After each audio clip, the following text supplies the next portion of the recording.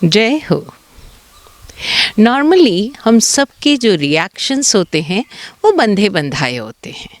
मतलब कि आम तौर पर जो सबको एक सुखद घटना नज़र आती है उसमें सब लोग एक दूसरे को बधाई देंगे, खुश होंगे।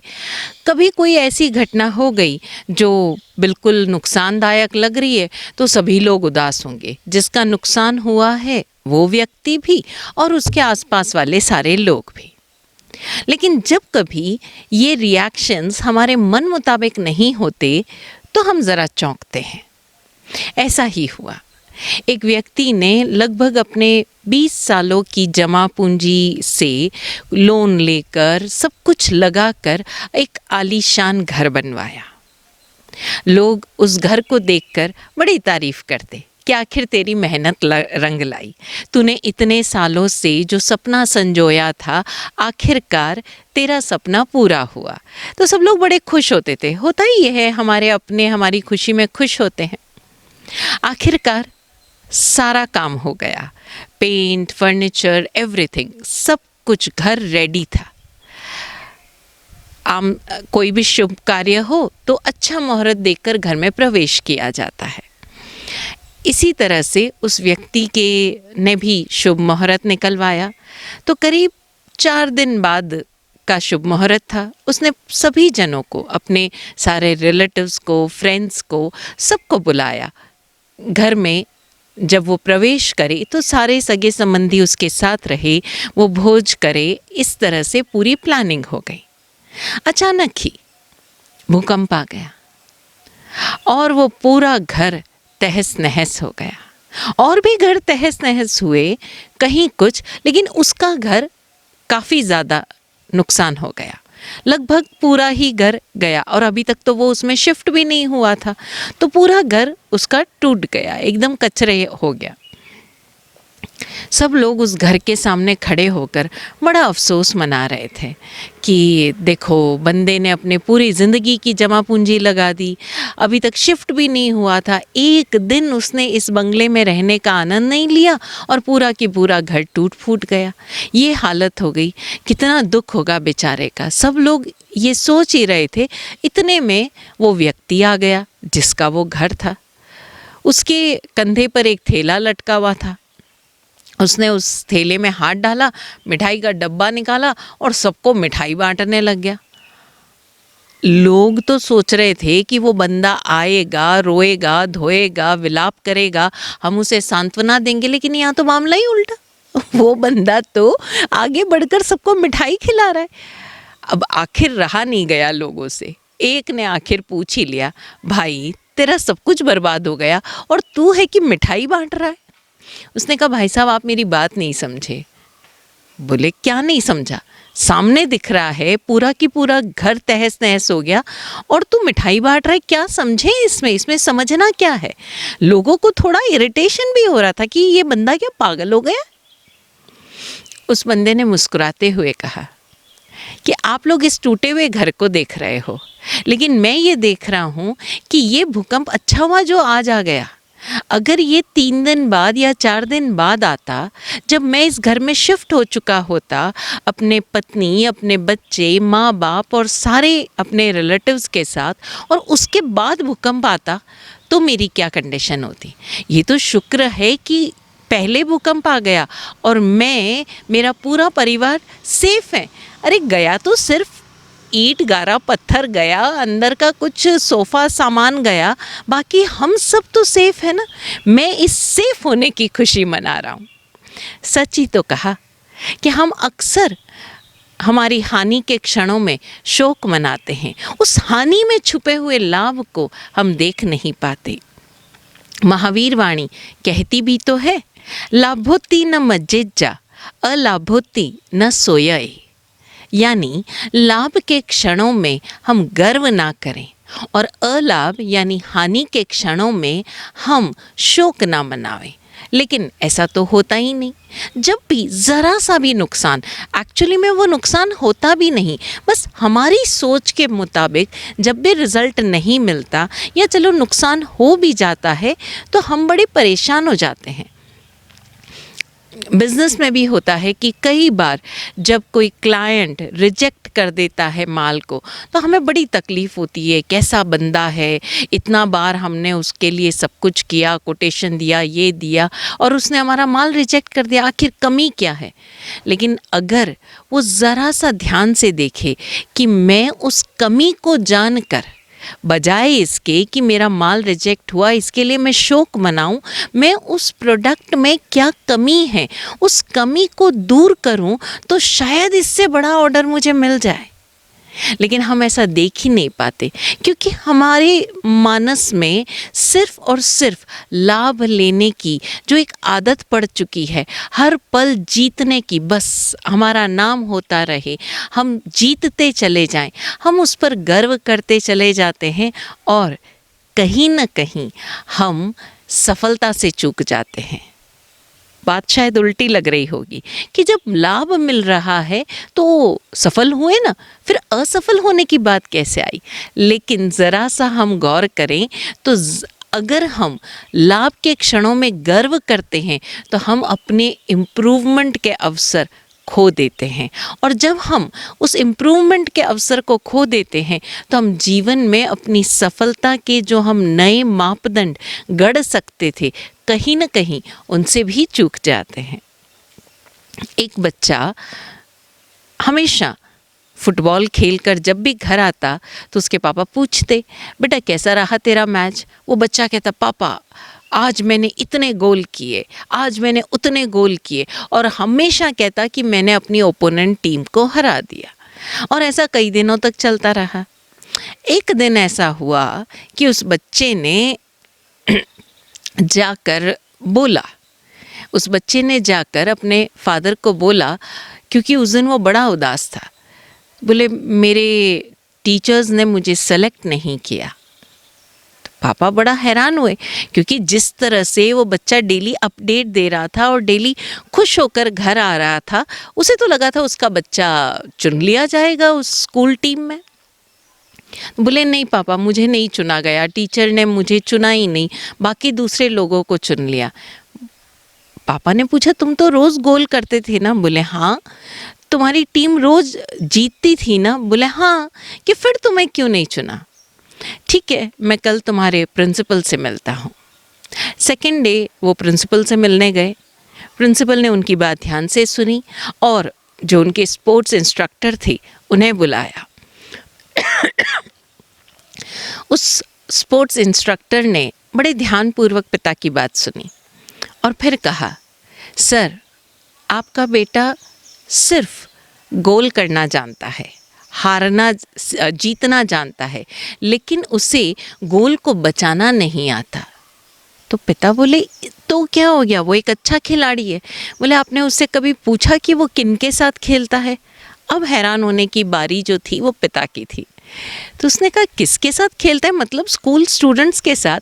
तब स्पोर्ट्स इंस्ट्रक्टर ने मुस्कुराते हुए कहा, सर, वो हमेशा ही अपने से छोटे बच्चों के साथ खेलता है, अपने से कम उम्र के बच्चों के साथ खेलता है, और जब उन बच्चों के साथ खेलेगा तो ऑब्वियस बात है कि वो जीतेगा ही, और जब वो जीतेगा यानी कि गोल ज़्यादा करेगा ही। लेकिन अभी तक उसे, वो हमेशा सेफ खेलता है, उसे अभी तक खेल में हारना नहीं आया, उस खेल में खुद का बचाव करना नहीं आया, और इस तरह से वो ज़िंदगी में कभी भी सीख नहीं पाएगा। एक अच्छे खिलाड़ी के लिए ज़रूरी है कि वो अगर हारना जीतना जानता है तो वो हारना भी जानता हो। एक अच्छे खिलाड़ी के लिए ज़रूरी है कि वो जितना गोल करे उससे कहीं ज़्यादा उसे ओपोनेंट टीम के गोल्स बचाने आए। लेकिन अक्सर हम सिर्फ अपनी जीत को देखते हैं और उन जीत के क्षणों में हम खुद पर गर्व करते हैं, वाह मैं जीत रहा हूँ, मैं होशियार हूँ, मैं इंटेलिजेंट हूँ, I am a good player, I am a good student, I am good. हम सिर्फ खुद की प्रॉफिट की देखते हैं और जो अलाभ के क्षण हैं उसमें हम चूक जाते हैं, उसमें हम शोक मनाते रह जाते हैं, खुद को कोसते रह जाते हैं। लेकिन कुशल वही है, योग्य वही है जो अलाभ के क्षणों में भी खुद को सुधारने के अवसर ढूंढे और लाभ के क्षणों में गर्व ना करे, बल्कि उस लाभ के हकदार सारे निमित्त, सारे सहयोगियों को धन्यवाद देना सीखे। एक बड़ी प्यारी कहानी अभी कुछ ही दिनों पहले सामने आई और शायद, मैं दावे के साथ तो नहीं कह सकती, लेकिन शायद ये एक लाइव प्रसंग है, यानी कि जीवंत प्रसंग है। हुआ यूँ कि एक ज़िले की जो कलेक्टर थी वो एक कॉलेज में गई। वहाँ कॉलेज स्टूडेंट्स को मोटिवेट करने के लिए, उनके साथ इंटरैक्ट करने के लिए उस कलेक्टर को बुलाया गया था। आमतौर पर जब ऐसी पोस्ट पर कोई व्यक्ति होता है तो उनका एक ड्रेसिंग सेंस, उनका एक स्टाइल, एक बॉडी लैंग्वेज, एक makeup, choice of the clothes बहुत अलग होती है। आमतौर पर बच्चों को ऐसा लगता है कि जब कोई कलेक्टर है तो वो बड़ी लाविश ज़िंदगी जीता होगा। तो वो कलेक्टर वहाँ पहुँची। बच्चे बड़े हैरान हुए देखकर, यंगस्टर्स थे, कॉलेज स्टूडेंट्स थे, बड़े हैरान हुए देखकर कि बहुत ही सादा, मतलब इतनी सादा उनकी साड़ी थी जो शायद उनके स्कूल के क्लीनिंग स्टाफ की होगी, उस कॉलेज के क्लीनिंग स्टाफ की भी नहीं होगी। इतनी सिंपल उन्होंने साड़ी पहन रखी थी, कोई ज्वेलरी नहीं उनके शरीर पर, चेहरे पर ज़रा भी मेकअप नहीं, बिल्कुल भी नहीं। बड़ा चौंके स्टूडेंट्स। खैर, उन्होंने जब स्पीच दिया तो कम शब्दों में इतना कुछ बोला कि सारे स्टूडेंट्स बड़े इम्प्रेस हो गए।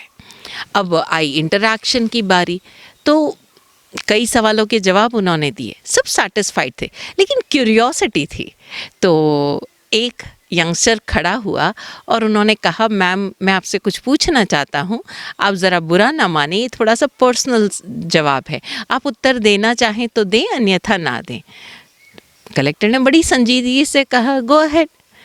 तो उसने कहा कि मैम मैं देख रहा हूँ, please don't take it personal but just a curiosity, आपने बड़ी सादा सी सिंपल सी साड़ी पहनी हुई है, ये कोई बहुत महंगी साड़ी भी नहीं होगी, और आपने कोई ज्वेलरी भी नहीं पहनी है, और मेकअप तो हर कोई लगाता है, चेहरे पर एक सिंपल जो बेस पाउडर है वो तो हर कोई लगाता है, एक होठों पर एक लिपस्टिक या एक लिप गार्ड हर कोई लगाता है, लेकिन आपने तो कुछ भी नहीं लगाया, ऐसा क्यों? अगर आपको आपत्ति ना हो तो प्लीज़ जवाब दीजिए, हम जानना चाहते हैं, जस्ट फॉर क्यूरियोसिटी। सवाल सुनते ही उस कलेक्टर के चेहरे का रंग उड़ गया। एक बार तो वो स्टूडेंट हकबका गया। कलेक्टर ने पानी की बोतल उठाई, लगभग आधी बोतल वो पानी पी गई। उसकी आंखें भर आई थी। उसने कहा कि मुझे कोई आपत्ति नहीं है, लेकिन मैं तुम्हें जवाब सुनाऊं उससे पहले मुझे तुमको एक स्टोरी सुनानी होगी, क्या तुम तैयार हो? सभी स्टूडेंट्स ने हामी भरी। उसने बताया कि मैं झारखंड के एक आदिवासी इलाके से आती हूँ, एक ऐसा इलाका जहाँ स्कूल तो दूर, टॉयलेट्स तक नहीं है, कोई स्कूल नहीं, कोई पक्के घर नहीं, टॉयलेट नहीं, कुछ भी नहीं। हम एक टूटी फूटी झोंपड़ी में रहते थे, जहाँ बारिश के दिनों में अक्सर पूरी झोंपड़ी में पानी भर जाया करता था। मेरे माँ बाप, मेरे 2 बड़े भाई और एक छोटी बहन, हम करीब सारे लोग 6 लोग उस छोटी सी झोंपड़ी में रहते थे। मेरे माँ बाप हड्डियों का ढांचा भर थे। जब मैं 4 साल की थी तब तक मेरे माँ बाप और मेरे दोनों भाई बिस्तर पकड़ चुके थे एक लाइलाज बीमारी के कारण। मेरे माँ बाप और भाई माइका माइंस में काम करते थे। झारखंड का वो जो इलाका जहाँ हमारा घर था, झोंपड़ी थी, आप कुछ भी कहें, वहाँ पर माइका की माइंस थी और मेरे माँ बाप वहाँ काम करते थे। और नहीं जानते हुए भी, अनजाने में ही वो माइका सूंघते सूंघते, क्योंकि सांस के साथ वो माइका इनहेल करते थे, वो स्निफ करते थे, उसके साथ साथ उन्हें ऐसी बीमारी हो चुकी थी जो लाइलाज थी। जब तक मैं 4 साल की हुई तब तक वो सब बिस्तर पकड़ चुके थे। इतना सब करने के बाद भी हमको खाना भी मुश्किल से एक टाइम, वो भी 2-3 दिन में एक बार, कभी एक ब्रेड मिल जाती थी, एक रोटी मिल जाती थी, बहुत थे हमारे लिए। इस बीमारी और गरीबी में हम ज़िंदगी जी रहे थे। जब तक मैं 5 साल की हुई मेरे दोनों भाई मर चुके थे भूखमरी और बीमारी के कारण। मेरे माँ बाप काम करने की हालत में नहीं थे, बिस्तर पर थे। एक दिन मैंने उनसे खाना मांगा तो मेरे पिता ने मुझे पकड़कर माइका माइन के सामने ले जाके खड़ा कर दिया। वहाँ के मालिक ने मुझे काम दिया। 5 साल की बच्ची, मेरा काम था कि माइका माइंस में, क्योंकि वो ऑलरेडी बहुत ज़्यादा, ज़रूरत से ज़्यादा उसमें से, खदान में से निकल चुका था माइका, और अब वो सारा काम इल्लीगल था, लीगल नहीं था। तो छोटे छोटे बच्चों को वो अंदर जो थी माइका माइंस के अंदर जो छोटी छोटी जगहें थी जहाँ बड़ा व्यक्ति नहीं जा सकता था, सिर्फ छोटे बच्चे जा सकते थे, उन जगहों में उन बच्चों को भेजा जाता था जहां वो रेंगते हुए अंदर जाकर अंदर से माइका के वो टुकड़े उठा के लाते थे, और जब वो लाकर देते थे तब उनको दिन भर का खाना मिलता था।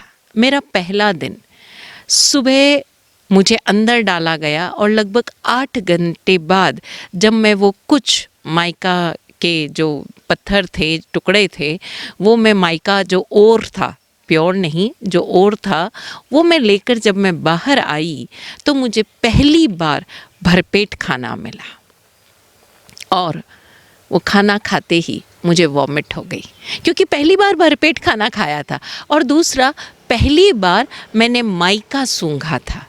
खैर, चलता रहा। मैं इसी तरह, मेरी तरह न जाने हज़ारों बच्चे, 10 साल से छोटे बच्चे वहाँ अंदर घुसते थे, 8 घंटा काम करते थे, और काम करके आने के बाद उन्हें वो एक वक्त की रोटी नसीब होती थी।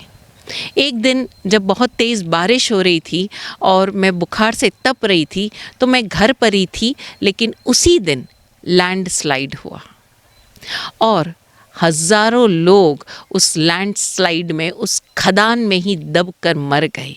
मेरे जैसे हज़ारों बच्चे, जिसकी कोई गिनती नहीं, क्योंकि गवर्नमेंट के लिए तो हम एग्जिस्ट ही नहीं करते थे। खैर, उसके बाद जो लोग बचे थे उनमें से एक मैं भी थी। मुझे बाल विकास केंद्र में, सरकारी बाल विकास केंद्र में डाला गया। वहाँ मैंने पहली बार अल्फ़ाबेट सीखे। अपने पूरे गांव में मैं पहली लड़की थी जिसने अल्फ़ाबेट सीखे। उस अल्फ़ाबेट से जो यात्रा शुरू हुई वो आज आपके सामने इस कलेक्टर के रूप में ख़त्म हुई है। उस कलेक्टर ने फिर वो आधी बोतल पानी पिया और आंखें उसकी डबडबा रही थी, और वो बोली, आप सोच रहे होंगे कि इस स्टोरी का और मेकअप का आपस में क्या संबंध है। उसने कहा कि आपको पता है कि ये जो लगभग 20,000 छोटे छोटे बच्चे उन माइका को स्निफ करते हुए, बिना ये जानते हुए कि वो अपनी ज़िंदगी रोक देंगे, ख़त्म कर देंगे, वो जो माइका कलेक्ट करते हैं उसका क्या होता है? उस माइका को आपके महंगे से महंगे मेकअप प्रोडक्ट्स में इस्तेमाल किया जाता है। आपके गालों पर आप जो ब्लशर यूज़ करते हैं, जो लाली यूज़ करते हैं, जो आपके गालों की लाली आती है, वो उन लगभग 20,000 नन्हे नन्हे रेंगते बच्चों के खून से बनी होती है। मैं मेकअप कैसे लगा सकती हूँ जब मेरे ही जैसे हज़ारों बच्चे आज भी उस झारखंड की माइंस में दम तोड़ रहे हैं, अपना खून दे रहे हैं। मैं, आपको लग रहा है कि मैंने इतनी सस्ती साड़ी क्यों पहनी है? मेरी माँ ने कभी अच्छे कपड़े नहीं पहने। अच्छे तो छोड़ो, मैंने उनको कभी हमेशा फटे हुए कपड़ों में ही देखा, और फटे हुए भी ऐसे जिससे उनका तन भी मुश्किल से ढक पाता था। आज जब मेरी माँ ने कभी ढंग के कपड़े नहीं पहने, मैं महंगे कपड़े कैसे पहन सकती हूँ? जहाँ हमें एक वक्त का खाना भी नसीब नहीं होता, वो मेरे ही भाई बंद हैं, मेरे ही कम्युनिटी के हैं, मैं उन्हीं के साथ पली बड़ी हूँ, आज भी वो एक वक्त खाने के लिए तरस रहे हैं, ऐसे में मैं ज्वेलरी पहनूं? बाकी अंदाज़ा आप खुद लगा सकते हो। लेकिन मैं जानती हूँ आज जो मैं इस पोस्ट पर हूँ, मैं कहीं न कहीं अपनी उस कौम के लिए काम करना चाहती हूँ। आज मैं यहाँ कलेक्टर के रूप में आपके सामने खड़ी हूँ, तो इसीलिए खड़ी हूँ कि मैं वहाँ जो कुछ इल्लीगल हो रहा है, जो उन बच्चों के साथ अन्याय हो रहा है, अब मैं इस पोस्ट पर आकर कुछ उनके लिए कर सकूं। क्योंकि ये कलेक्टर आपके सामने एक व्यक्ति खड़ी है, लेकिन ये एक व्यक्ति नहीं, ये उन सारे ही लोगों का बचपन है, ये उन सारे ही लोगों की जवानी है जो कहीं ना कहीं हमें खूबसूरत बनाने के लिए अपनी ज़िंदगी कुर्बान कर देते हैं। सही है, आज जब वो कलेक्टर बन गई, उसने अपनी ज़िंदगी को ऐशो आराम में नहीं गुजारा, उसने अपने उस कलेक्टर की पोस्ट को अपनी योग्यता या अपनी मेहनत के नाम नहीं किया, उसने नाम किया उन सभी के जो जाने अनजाने निमित्त बने। हम भी तो ऐसा कर सकते हैं, क्योंकि अक्सर क्या होता है कि जब भी हम कुछ हमारी कोई गलती होती है या हम लॉस फेस करते हैं, तब तो हमारी उंगली दूसरों की तरफ उठती है, फ़लाँ ने ऐसा किया, फ़लाँ हमेशा मेरे लिए नेगेटिव सोचता है, फ़लाँ ने सारा काम गड़बड़ किया और नुकसान मुझे उठाना पड़ा। और जब भी हमें प्रॉफिट होता है तब हम कहते हैं अरे ये तो मेरी योग्यता है, अरे कितनी रात मैं सोया नहीं हूँ, मैंने कितनी मेहनत की है, अरे तुमको पता नहीं है मैंने कितना सामने वाले व्यक्ति की सेवा की, तब कहीं जाकर मैं यहाँ पहुँचा हूँ। यानी लाभ लाभ लाभ के क्षणों में तो हमारी जो तूती बोलती है ना, मैं पुराण, वो मैं पुराण चालू रहता है। और जैसे ही ज़रा सा कुछ अलाभ के क्षण आए, हानि के क्षण आए, तब हम बैठकर रोने लग जाते हैं, मेरी तो किस्मत ख़राब है, सब लोग मेरा बुरा ही चाहते हैं। अगली बार जब कभी भी ऐसी स्थिति आए, ज़रा देर रुकें और ठहरें, क्या वाकई वो लाभ, वो सक्सेस, वो सफलता मात्र हमारे अकेले की है, और या हमारे साथ डायरेक्टली इनडायरेक्टली, प्रत्यक्ष अप्रत्यक्ष कई कई कई सहयोगियों की हैं, उन निमित्तों की हैं। तो क्यों ना हम उन सहयोगियों और निमित्तों को धन्यवाद दें। और जब कभी अलाभ के क्षण आए तो ज़रा सा हम अपना नज़रिया बदलें ना, कि ये अलाभ के क्षण, ये हानि के क्षण क्यों आए मेरे जीवन में, ज़रूर मुझे कुछ सिखाने आए हैं, शायद मुझे इससे बड़ी हानि से बचाने आए हैं। तो क्यों ना मैं ज़रा सा अपनी आँखें अपने अंदर की तरफ मोड़ूं और अपनी कमियों और कमज़ोरियों को जानूं, अपनी गलतियों को जानूं, अपने भीतर रहे हुए उस मैं पने को देखूं और सुधार कर आगे बढ़ूं। चेक कीजिएगा, आपको फल ज़रूर मिलेगा। सद्गुरुदेव की कृपा से ऐसा ही हो। ओम शांति।